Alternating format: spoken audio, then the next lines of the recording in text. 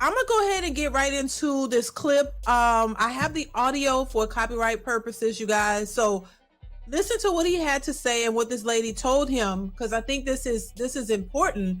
When we talk about relationships, commitment, marriage, celebrities, just average people in general who create broken homes. On this channel, I talk about single motherhood and how it's affecting our communities in a major way, and how I think that it's not something that we should be doing as women. But we have to talk about men as well, because it takes two. It's just not the woman. The woman cannot create these babies without the man, and the man cannot.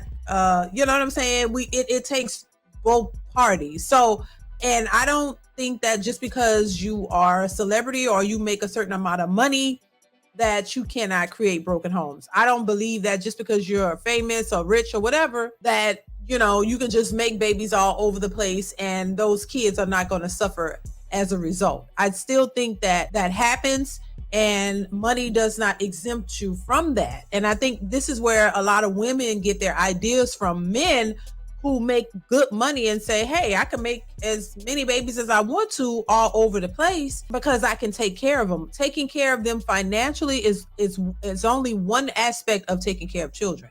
That's not the only way or actions that you need to take in order to raise healthy, stable, mentally sane individuals. So I'm gonna go ahead and play this clip, this audio, and I want you guys to chime in the comments. I want to hear your thoughts on this. My situation and not think that I'm not high function. What situation? Okay, so I'm not married.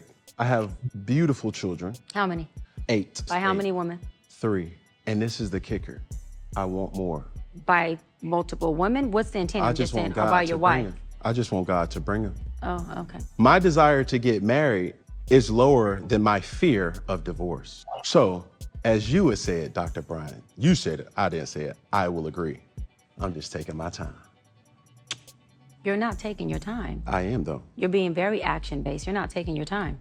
I'm taking my time. You're being very action-based. You have 8 kids with 3 different women. Yes. You are creating, procreating, and multiplying. That is not taking your time. You're being very selectively active, okay? So you're creating, in disclaimer, the kids are innocent, they are beautiful and amazing. Anything I say has nothing to do with them babies. But you are proactively choosing where you live at and where you want to take your time. You want to take your time in having a wife because of your own fears. But you will, and I say this with all respect and love, what I'm about to say next, okay, Cam? But you will selfishly create broken families, even if you're in their life and you're a proactive father, and I believe you're an amazing daddy. I can only imagine with just your presence and knowing you. But these families are still broken. Every child cannot have Papa in the house with them. So some child, if not all, will end up with some kind of deficit without daddy being there. Now, you chose to do that. I'm not saying you sat there and woke up one morning and said, I want to be selfish today, so I'm going to go make a baby. Not saying that at all. But those are selfish acts at the expense of your fear. And yeah, that is a low functioning behavior to say that I'm going to build these houses and put kids and these beautiful women and kids in them, but I ain't going to create a home in them. I'm going to wait till I dissipate my fear to find a wife where I'm still going to be fearful with, because there's no such thing as not having some type of nerve or some type of feeling behind marrying somebody. And then I'm going to build a home with her while all these other beautiful babies have houses. That's completely unfair and that's selfish. And so, yes, you're taking your time in this department, but you're not taking your time in this department, which means you're compartmentalizing. And compartmentalizing never works. Compartmentalizing hurts everybody involved. Everybody who's in this box and that box and this box and that box and this box. And then here you go over here trying to figure out what box you're gonna feed or entertain or do. Then you're looking outside to figure out who's your next victim to put in the box. It's unhealthy.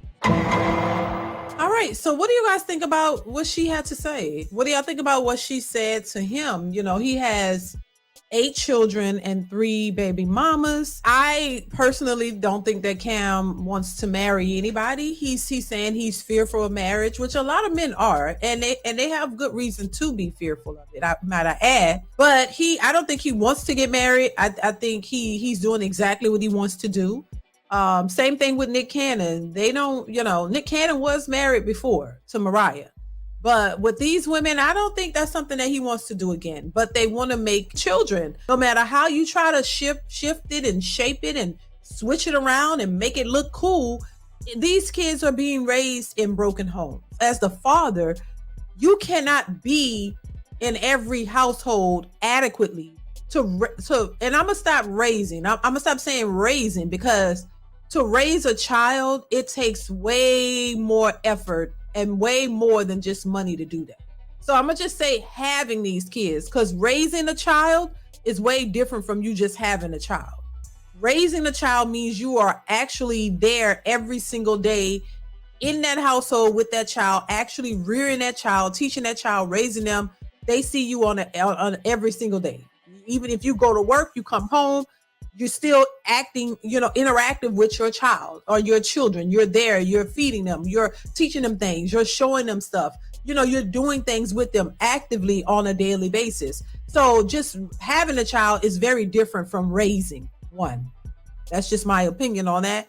So I just think that it's, and it was interesting to me, the same way with Nick Cannon, a lot of the women came out and said that he's not really there. He can't really be there physically with all of those children on a daily basis. You can do things for them, you can take care of them financially, but you're not really there. It's impossible to spread yourself all over like that. It is a broken home, and it is a selfish act, because you're doing what you want to do, not thinking about the consequences that the children will face. You got to be responsible for your actions, men and women. You got to be responsible for your actions.